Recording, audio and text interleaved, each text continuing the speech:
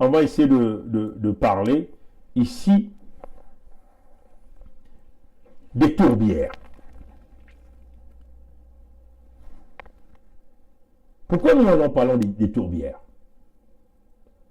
Pourquoi cette affaire du bassin du Congo, il n'y a que le Congo-Brazzaville qui est au premier plan? On ne voit pas les amis de la RDC. C'est Sassou qui a pris le devant. C'est Sassou qui manipule tout. Qu'est-ce qui se passe?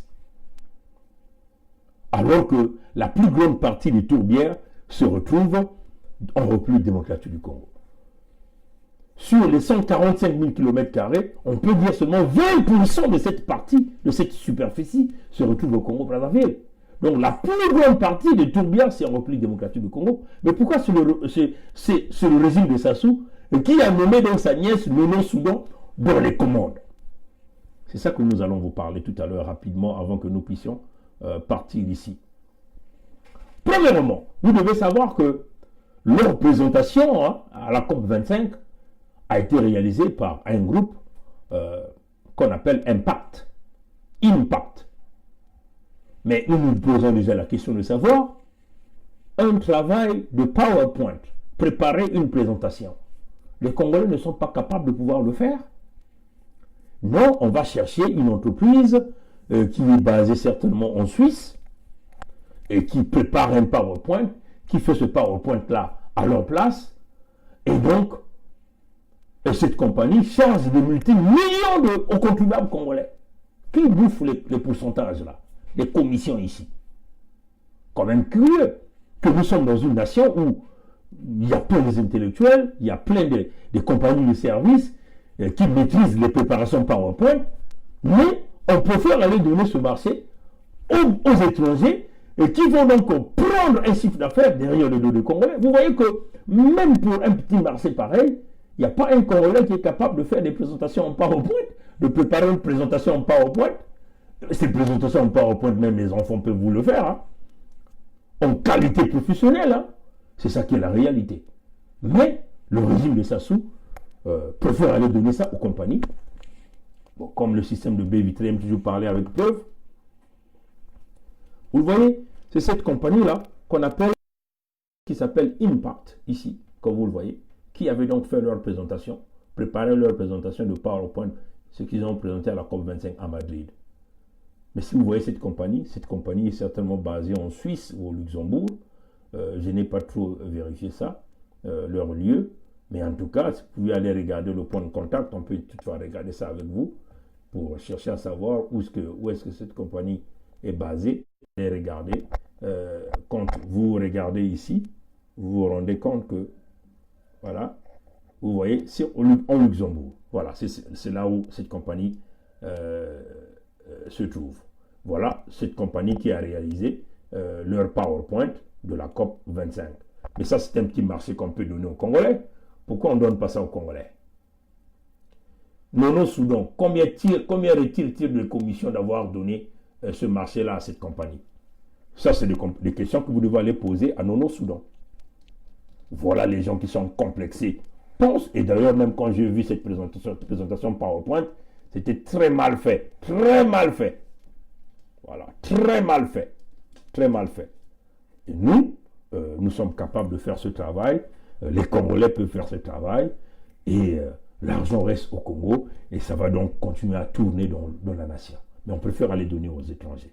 Donc, ça vous montre encore que ces gens-là ne sont jamais là pour les Congolais.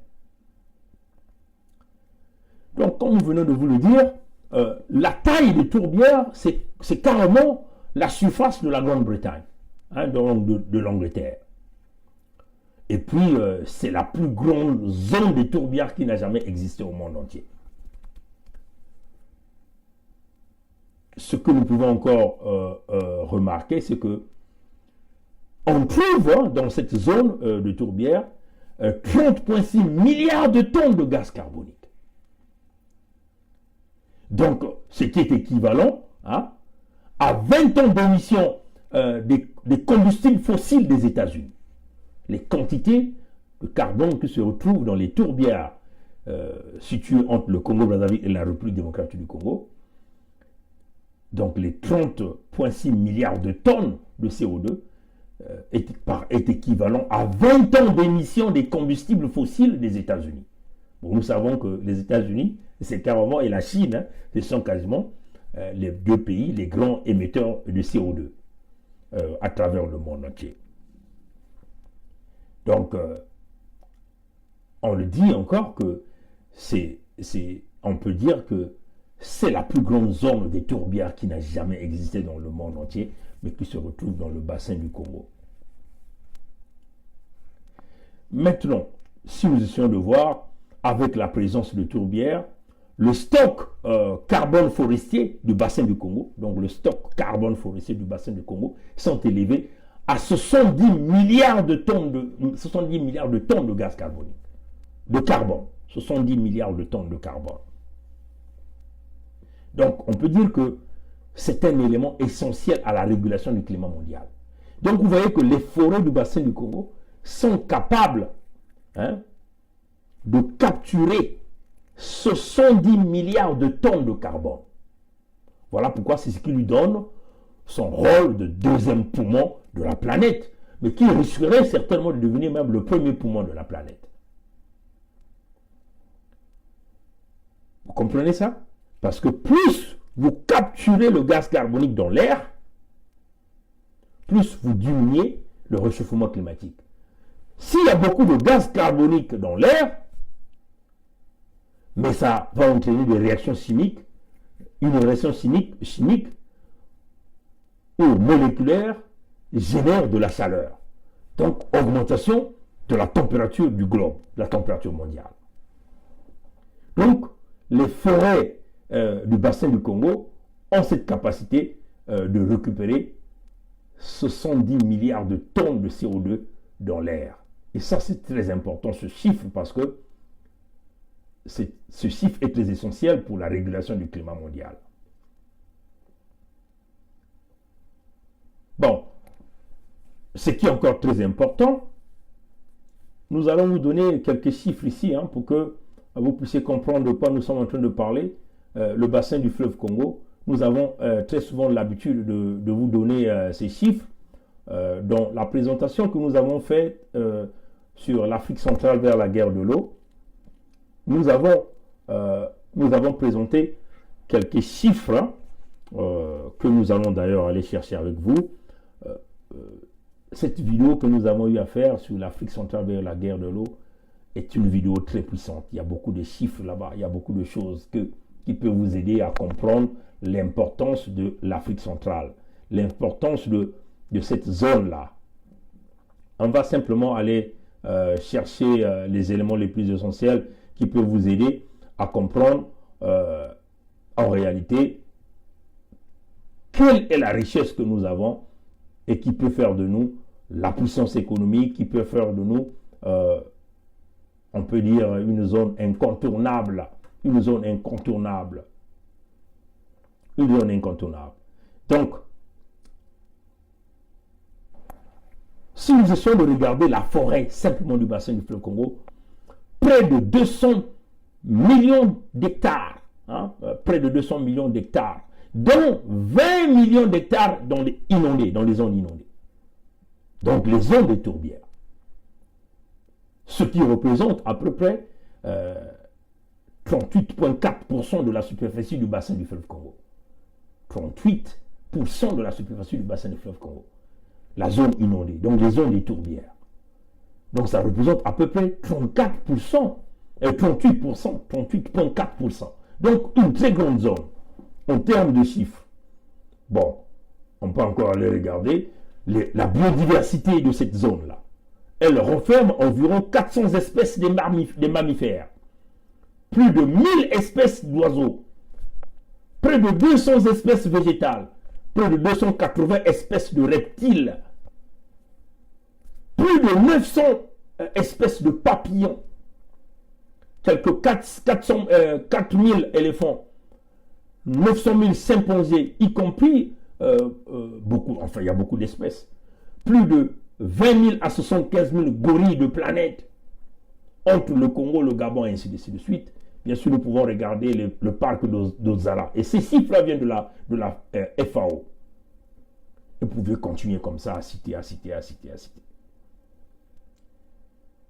Donc, chers amis démocrates africains, nous sommes dans une espèce qui est très riche. Maintenant, ce qui est très important, que nous voulons vous mentionner ici, ce sont les menaces.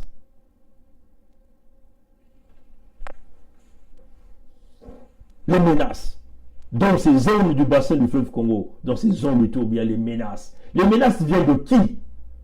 Les menaces viennent du projet de Sassou Nguesso, ce que nous appelons ici le fond bleu. Ça, c'est la première menace. Que tous les scientifiques du monde entier sont en train de le dire. Ah oui, c'est ça qui est la vérité. Ce sont les menaces. Tous les scientifiques du monde entier sont en train de le dire.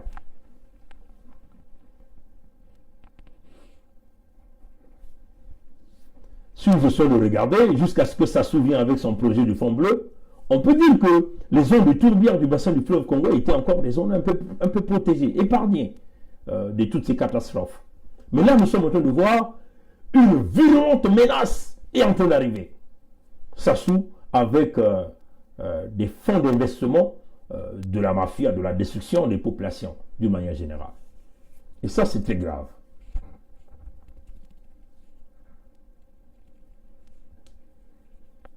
Les activités de déforestation sont en train d'augmenter. On peut dire que 75% des tourbières actuellement se retrouvent dans des blocs des hydrocarbures. 75%. Hein? Quand vous voyez la superficie de 145 000 km², 75% de cette superficie se retrouve dans la zone des hydrocarbures. Et tous les prédateurs des hydrocarbures mondiaux sont en train de convoiter. Donc, ils se trouvent là des partenaires, des criminels de gros rang comme Sassou Nguesso, qui est prêt à dévaliser les zones de tourbières. Donc, Sassou qui tient le bouton nucléaire végétal, donc les tourbières. La destruction des tourbières signifie la libération de plus de 75 milliards de tonnes de gaz carbonique dans l'air. Et c'est là où Sassou tient, il devient l'homme puissant du monde. Menaçons la planète, menaçons le climat mondial. Mais tous ces sommets-là de l'ONU, la COP25, des gens devaient s'asseoir pour dire non, non, non, attention, là c'est dangereux. Mais ils veulent nous berner. En tout temps, vous avez des prédateurs, des hydrocarbures qui disent là-dedans. Et ils trouvent un partenaire comme Sassou qui est prêt à dévaliser ces zones, à bousiller les rivières, à bousiller la vie des citoyens, des autochtones, simplement pour aller chercher ces hydrocarbures. Donc, prêt à libérer les milliards de tonnes de CO2 dans l'environnement, donc potentiellement de détruire le deuxième poumon de la planète. Donc, vous voyez que l'être humain a deux poumons. Si un poumon est défectueux, vous vivez avec un seul poumon difficilement, donc vos quantités d'oxygène dans votre corps se réduisent. Et donc, vous devenez un homme ou une femme qui ne vit pas totalement bien, qui ne respire pas totalement bien. Et quand le poumon qui reste, on commence à réduire la poussée d'oxygène, qu'est-ce qui va arriver? C'est la mort. Donc ça sera la mort de la planète. Mosaka est toujours dans l'eau, à l'heure où nous sommes en train de parler, aujourd'hui. Pourquoi Mosaka est toujours dans l'eau? Le restaurant Mami Wata de Brazzaville là, est menacé. Il nous reste encore quasiment à peu près 2 semaines. S'il y a encore 2 pluies qui s'abattent à Brazzaville, toute cette zone-là, là où se trouve le restaurant Mami Wata, se retrouvera dans l'eau. Parce que les crues du fleuve Congo sont à la hausse. À l'instant, nous sommes en train de parler. Allez-y vérifier, vous allez vous rendre compte. Parce que nous travaillons avec tout le monde.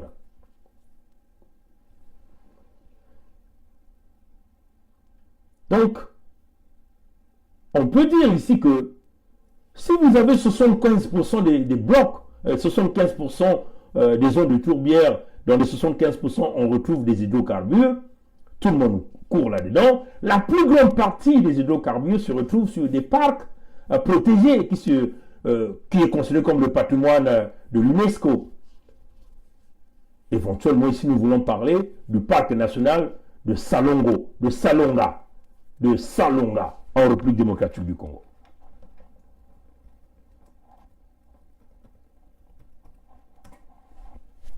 Un instant, parce que nous travaillons avec plusieurs informations ici. Donc, voilà. Voilà. Donc, chers amis, le parc national de Salonga, patrimoine de l'UNESCO, est situé dans la cuvette centrale et bien à proximité de Tourbière, dans le bassin du Congo, dont les blocs 1 et 2, hein, que d'ailleurs la République démocratique du Congo est en train de se battre pour protéger cette zone-là. La République démocratique du Congo est en train de se battre pour protéger ce parc de Salonga qui se retrouve aussi dans la partie des zones de Tourbière. Mais en République du Congo, c'est Sassou Denis, mes chers amis, il vient là déjà de vendre quelques blocs des zones de Tourbière. Et ça, c'était déjà, il a donné des licences qu'il a mis aux enchères dans One Week Summit, Oil Summit en Afrique du Sud, entre 2018 et 2019. Le tout dernier sommet s'est déroulé en novembre, du 4 au 8 novembre 2019, à Cape Town, en Afrique du Sud. Il a vendu. Les grandes compagnies comme Eni, Total, viennent là d'acquérir des permis, des licences pétrolières dans les zones des hydrocarbures. Voilà l'hypocrisie des compagnies pétrolières. D'un côté, on dit qu'ils veulent protéger l'environnement. De l'autre côté, on dit qu'il faut aller exploiter des hydrocarbures, mais dans une zone totalement dangereuse qui était prête à pouvoir. Donc simplement, Sassou est là en train de lâcher le bouton nucléaire, à vendre le bouton nucléaire aux prédateurs qui sont les plus caïds, prêts à exploser l'humanité en rejetant les 70 milliards de tonnes de gaz carbonique dans l'air. Donc, le réchauffement climatique à la vitesse grand V.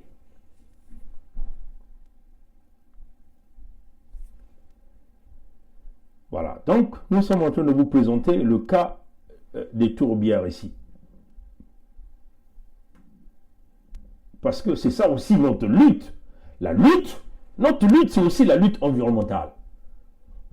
D'exposer le régime Sassou au maximum au niveau international pour attirer le soutien nécessaire.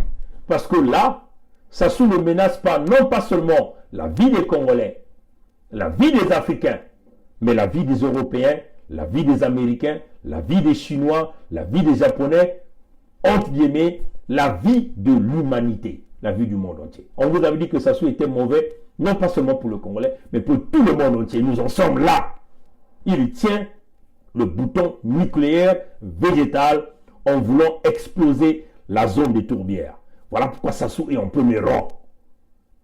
Vous allez voir que la République démocratique du Congo, qui couvre une très grande, peut-être 80% de cette zone, n'est même pas en premier rang. Ils sont absents.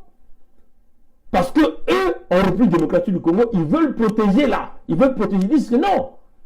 Voilà pourquoi Joseph Kabila, comme vous pouvez le critiquer n'importe comment, Joseph Kabila avait dit non. Moi, je ne rentre pas dans ce jeu-là. C'est trop dangereux. Voilà pourquoi Sassou, vous voyez qu'il n'y a que sa famille. Nono Soudan, il est là. Comme un peu une Kitchangri. Vous connaissez Kitchangri? Ceux qui ont fait la fac des sciences doivent savoir cette expression-là. Kitchangri. Kitchangri, c'est quelqu'un qui est mince comme ça. Un petit cerveau qui bouge, Kitchangri comme ça. Voilà, donc c'est Nono Soudan qui est là. Ils ont un fonds qu'ils sont en train de gérer et ils veulent aller exploser, appuyer sur le bouton nucléaire végétal, la zone des tourbières. Bon, on peut encore le dire, je vais ajouter quelques éléments qui sont très importants, ce qui peut quand même essayer de vous aider à comprendre que si nous touchons la zone de tourbière, nous allons briser les forêts inondées. Et quand nous allons briser les forêts inondées, nous allons briser tous les écosystèmes, nous allons briser toute la biodiversité. Et donc, la biodiversité et les écosystèmes, c'est là où les chercheurs vont trouver les médicaments nécessaires pour soigner l'humanité. Donc, les politologues là, les grands scientifiques là, vous qui ne voulez pas nous aider dans ce combat, nous sommes tous dans une situation de vulnérabilité ici, tenu par un homme que moi j'ai toujours dit, un pervers narcissique, un malade mental qui est en train de vendre une grande partie du bouton nucléaire végétal, parce que les tourbières représentent le bouton nucléaire végétal à l'humanité. Il est en train de le vendre aux prédateurs les plus vicieux, qui sont prêts à tout pour aller prendre les hydrocarbures, pour s'enrichir à la vitesse grand V, mais briser l'humanité.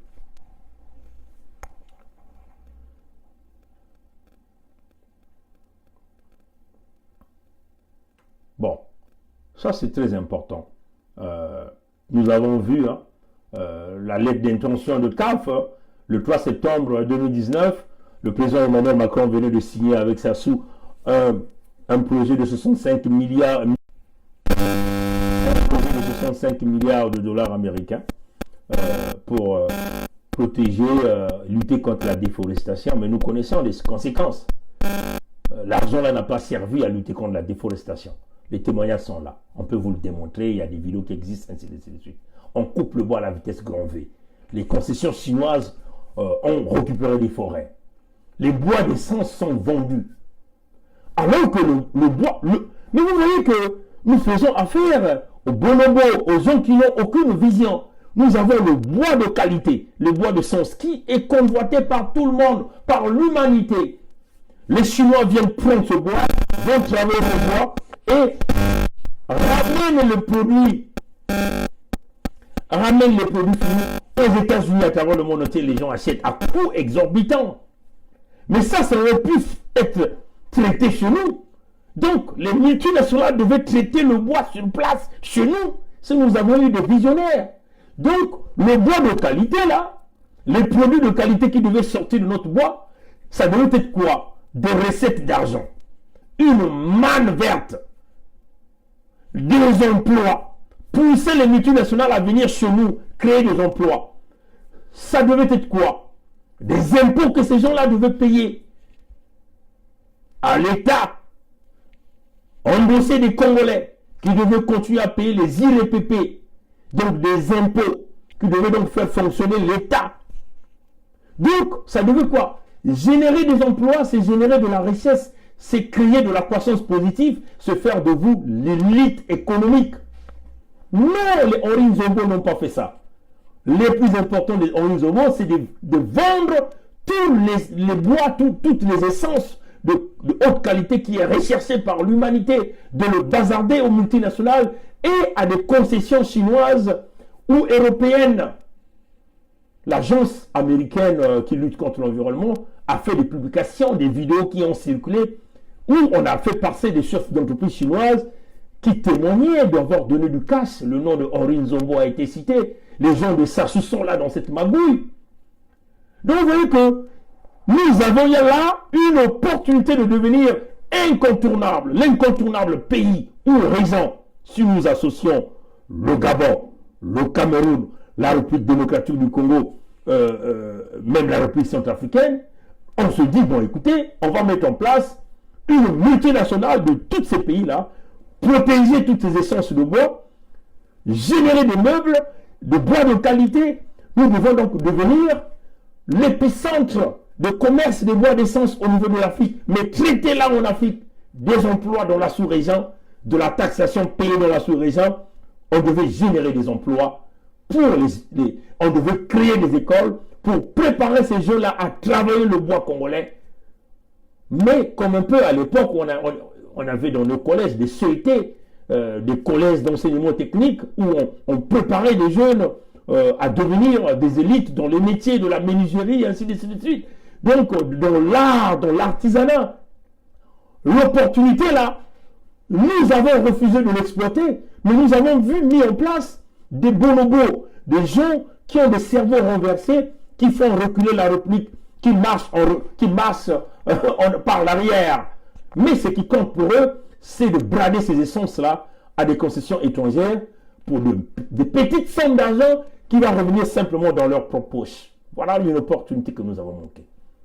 Quand nous aurons chassé le régime Sassou, Nous allons travailler avec les pays de la sous-région, comment mettre en place une multinationale incontournable, protéger les essences essentielles, les essences de bois de qualité, et éventuellement travailler le bois dans la sous-région pour que notre région soit une région incontournable dans le bois de qualité. C'est ce que nous ferons.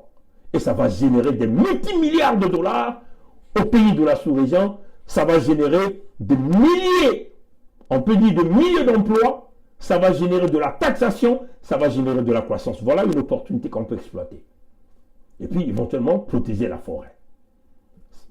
Malheureusement, Sassou ne l'a pas fait. Donc, les 65 millions de dollars que Emmanuel Macron a donné à Sassou, c'est un cadeau d'anniversaire de Sassou, un cadeau de Noël qu'il a donné à Sassou, et même le système de la France-Afrique. L'exploitation forestière de Tourbière, l'exploitation pétrolière de Tourbière va entraîner des grands problèmes. Des grands problèmes, chers amis. La pollution des eaux. Le bassin du fleuve Congo, c'est une connexion. 80%, 20% de ces forêts sont dans les zones inondées.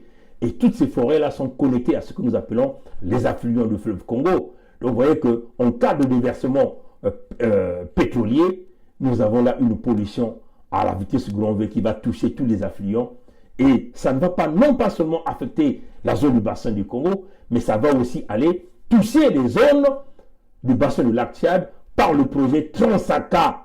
Ce fameux projet de Transaka vers les années 2000 qui consistait de déverser les eaux du bassin du fleuve Congo vers le bassin du lac Tchad. La construction des barrages hydroélectriques, ainsi de suite. Donc vous voyez que tout le monde sera impacté dans ces projets des hydrocarbures. Éventuellement, on peut dire 90% des populations dans des parties de Tourbière ne dépendent que des activités de la pêche. Donc toutes ces populations vont se déplacer et donc aller chercher des endroits à vivre ailleurs. Ça va donc commencer à créer des conflits. Nous allons donc commencer à voir des groupes, des miliciens qui vont commencer à se former, des groupes armés qui vont commencer à gérer des terres. Et donc ça va commencer à entraîner quoi? Le conflit, potentielle guerre dans la sous-région. L'Afrique centrale vers la guerre de l'eau. Nous nous dirigeons là parce que vous avez une affaire de Sassou. Parce que si vous avez des eaux polluées, des gens ne pourront plus vivre de la pêche. Les gens vont chercher à s'écarter, à aller vivre loin. Et donc, potentiellement, convoiter d'autres terres, d'autres rivières. Et avec les autochtones, comprenez la bouillabaisse que ça va faire.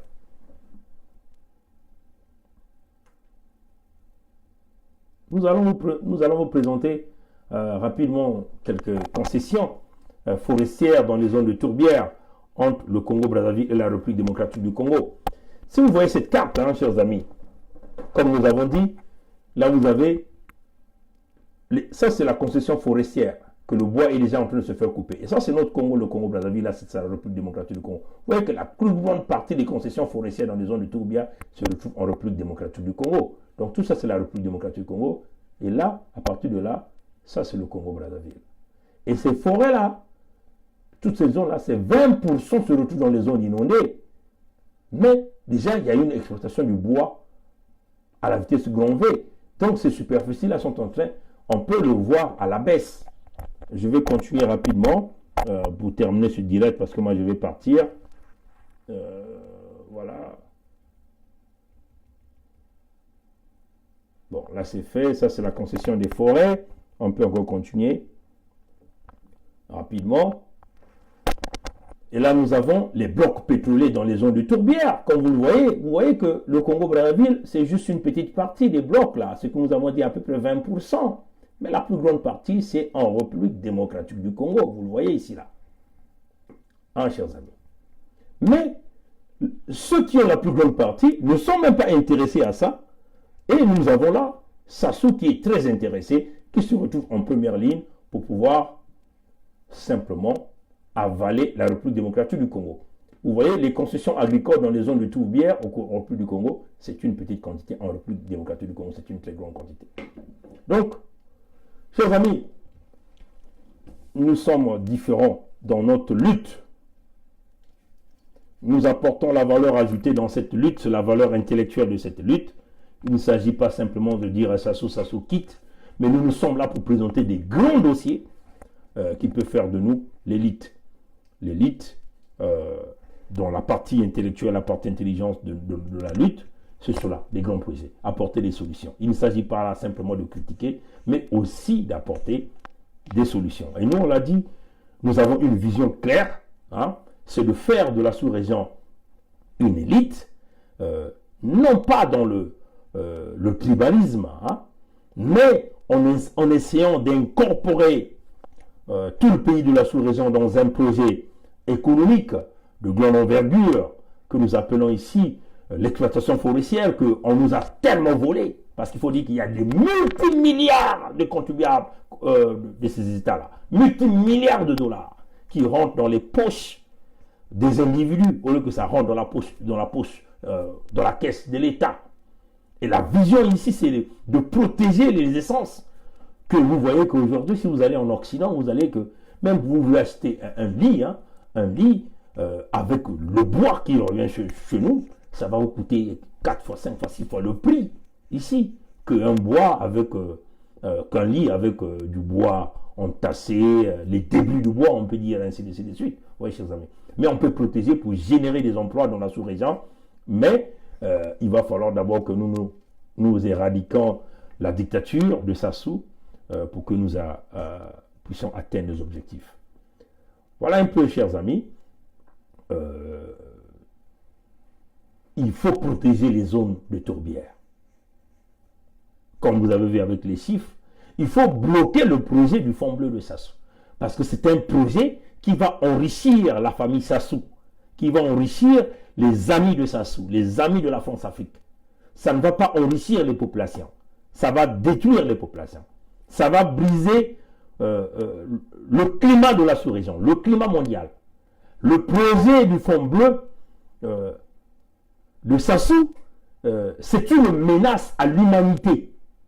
On le dit. Le projet de Fonds bleu, c'est une menace à l'humanité. Tous les scientifiques le disent. Si tous les États sont en train de faire un virage vert, et c'est de se convertir aux énergies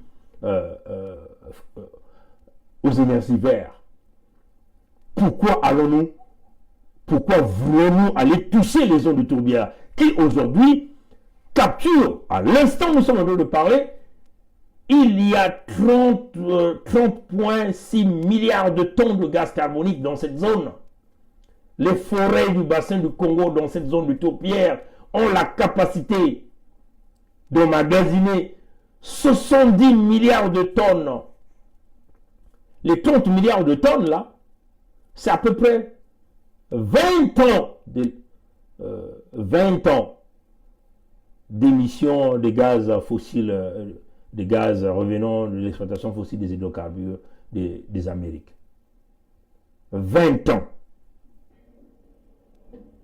Maintenant, nous avons une forêt qui est capable de protéger la planète, très essentielle, à capturer 70 milliards de tonnes de gaz carbonique. Donc, beaucoup d'années.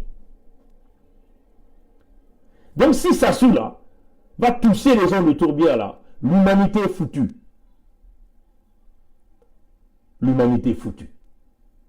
Eux, ils vont se sucrer, ils vont prendre leur argent, ils vont mourir riches, mais l'humanité sera brisée.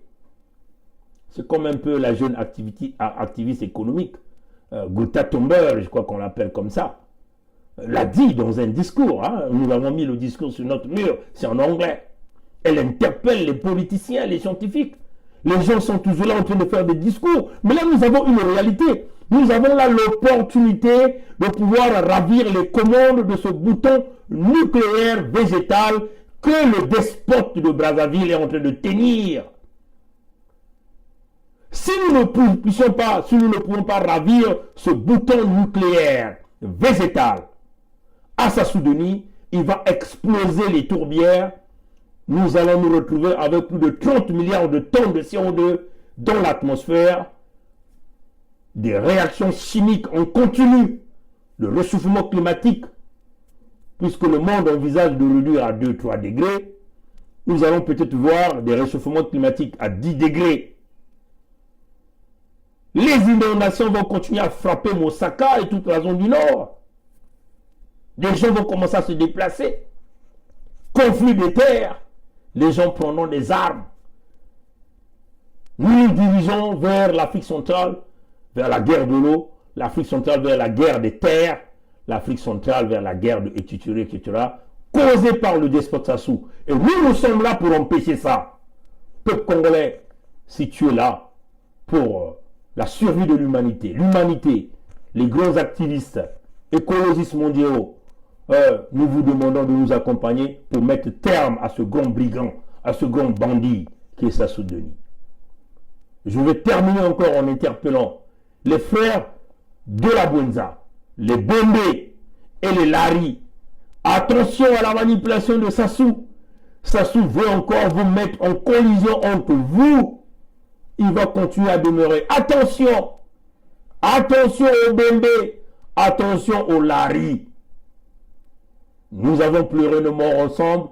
Nous avons partagé nos terres ensemble. Il est temps que nous comprenions que Sassou et son PCT et son groupe veulent continuer de nous mettre en contradiction pour qu'ils vont toujours continuer à coloniser, à nous coloniser. Mais nous, jeunes bébés, nous avons compris. Nous mettons bloc. Merci d'avoir suivi ce direct, prière de partager. Que les Sassoufites, allez-y au diable. Le boycott continue. Voilà. Allez, passez une bonne journée. Au revoir.